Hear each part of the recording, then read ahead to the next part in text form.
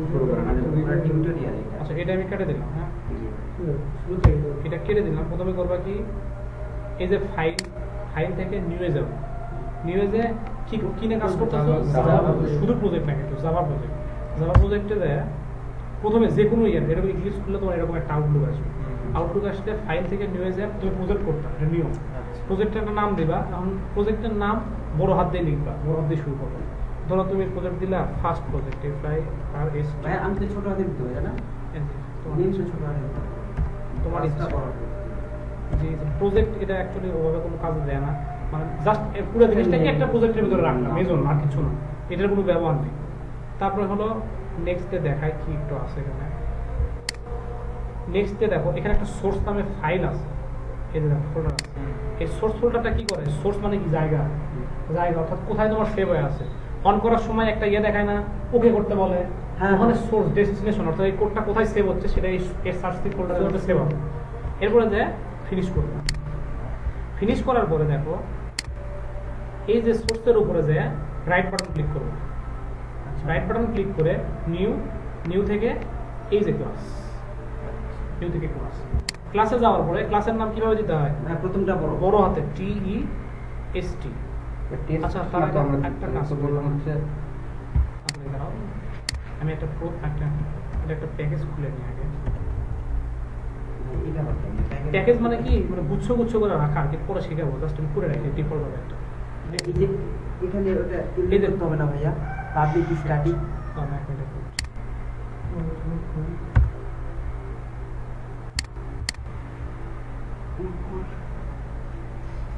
কি হলো package LEARN। প্যাকেজের নাম সবসময় ছোট হাত দেওয়া হয়, এটা মনে রাখবে। প্যাকেজের নাম একটা জিনিস, প্যাকেজ হলো গুচ্ছ করে রাখা। দেখো বাইন্ডিং করা জিপ থাকছে না, মানে কিছু ক্লাসকে তুমি একটা প্যাকেজের মধ্যে রাখো এরকম। তো দেখো এখানে যদি আমি দেখো এল বড় হাতের দেই, ভুল হবে না, এখানে ফিনিশ ঠিকই হবে। বাট দেখো এখানে বলতেছে কি, discourage package name by convention, package names usually start with a lower case letter. বুঝতে পারছো? ভুল হবে না, বাট নিয়ম এটা, ছোট হাতের দিলে ভালো। তারপরে আমি ফিনিশ করলাম, দেখো আর কোনো ভুল দেখানো হবে। এরপর হলো লার্নের ভিতরে যায়, এখন তুমি সেই ক্লাসটা খুলবা যে ক্লাসটা তুমি করবে। দেখো ক্লাসটা যদি আমি খুলতে যাই, ক্লাসটার আমার নাম কি ছিল? ওখানে ভ্যালু নাম ছিল, VALUE। দেখো ভ্যালু লিখছি, কোনো ভুল দেখাচ্ছে না, কিন্তু এই ভিটা যদি আমি ছোট হাতের দিই, দেখো ছোট হাতের দিই, দেখো এই যে তার নেম ইজ ডিসকারেক্ট বাই কনভেনশন, আমি বলতেছে ভুল না।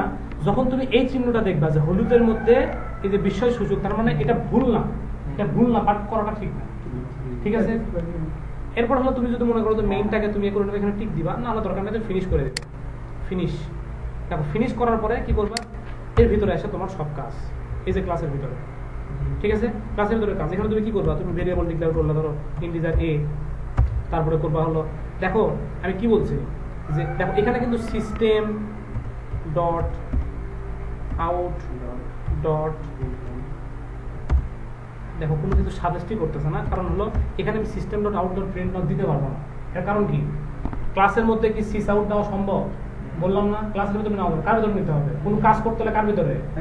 ভিতরে। এখানে তো কোনো মেথডই তৈরি করিনি, কাজ কার ভিতরে করবো?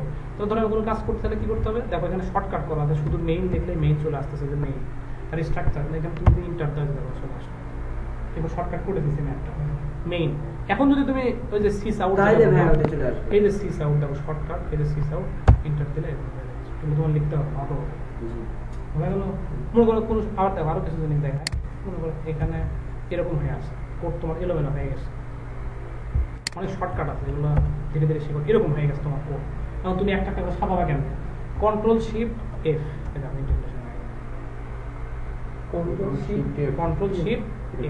একটা ক্লাস খোলা, মেথড খোলা, বুঝছো তো? মনে করো তুমি একটা কোনো সাজায় দিবে।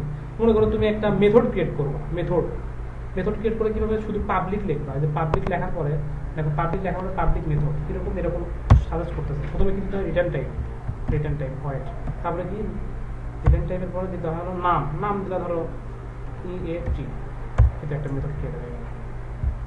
এইভাবে তোমরা প্রথম ম্যানুয়ালি লিখে পরে শর্টকাট করে লিখে দেবে। আচ্ছা, শর্টকাট করার সিস্টেম হলো এখানে উইন্ডোতে যাইতে হয়, উইন্ডো থেকে প্রিফারেন্স থেকে জাভা থেকে হলো এডিটর থেকে কন্টেন্ট অ্যাসিস্টে যায়, এখানে জিরো থাকে, তোমরা এটা 20 করে দিবে। 20 করে দেওয়ার কারণ হলো 20 মিলি সেকেন্ড, অর্থাৎ একটু পর সাজেস্ট করবে, নাহলে তুমি লেখার সাথে সাথে সাজেস্ট করবে, সমস্যা হয়। এই জন্য এটা স্কিপ করে দেবো। আরেকটা হলো auto activation triggers of Java, এর মধ্যে শুধু ডট থাকে। এই ডটের পরে তোমরা করবে কি, এ থেকে জেড পর্যন্ত লিখবা ছোট হাতের লেখার পরে আবার ক্যাপস লক অন করে বড় হাতের এ থেকে জেড পর্যন্ত দিয়ে অ্যাপ্লাই দিয়ে ওকে করবা, দেখবে যে তোমার তারপর থেকে সব কাজ করতে সাজেস্ট করতে। লেখাটা বড় ফন্ট সাইজ বাড়াবা, ফন্ট সাইজ বাড়ানোর জন্য প্রিফারেন্সে যে এই যে ফন্ট, এখানে ফন্ট লিখবা, ফন্ট লিখলে এই পেজটা ভাই এই পেজটা আসলো হলো এই যে উইন্ডো, আচ্ছা উইন্ডো থেকে ও, প্রিফারেন্স থেকে এখানে যে তুমি ফন্ট যদি বাড়াতে হয় এখানে লিখবা ফন্ট, আচ্ছা। ফন্ট লিখলে যে কালারস এন্ড ফন্টস, এখান থেকে যে এর মধ্যে মেবি এই যারা ধীরে ধীরে এখানে লিখলে আসবে। এটা ইয়া যাও নাই ভেরিয়েবল টেক্সট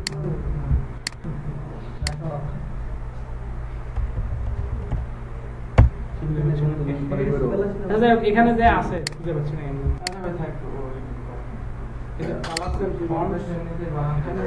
কি করবেন ফন্ট বাড়িয়ে নেবে, ফন্ট বড় করে নেবে, এখানে আছে টুকটুকে বড় কমে গেছে কন্ট্রোলে চাপ দিয়ে ধরে ক্লাসে রাজুরের পাক বানাও না আরে ওগুলো শর্টকাট কাজ করে না ওটা তুই যদি এখন ওই যে এত থাম তো ওই সারের মতো আসলে বাটু সারের মতো যদি বলি যে তোমরা নিজে নিজে শিখবা, তোমরা কেন জিজ্ঞেস করবো? আচ্ছা চিন্তা করো ব্যাপারটা, আরে শেখার জন্যই তো বেটা জিজ্ঞেস করছে স্যারটা কেমনি করবে। আরে ভাই না, নাম কি কি করতে বলতে কখন করে দেখে দেবো, পরে করে দেবো। মানে র‍্যাম পারবে না? না র্যাম এবার আমাদের ইনিশিয়াল গুলো শুনে এটিএম র‍্যাম কেটে দাও, শেষ কথা। র‍্যাম এটিএম পিসি মনে রাখি না ভাই পারবে না করতে, এটা করবা কিন্তু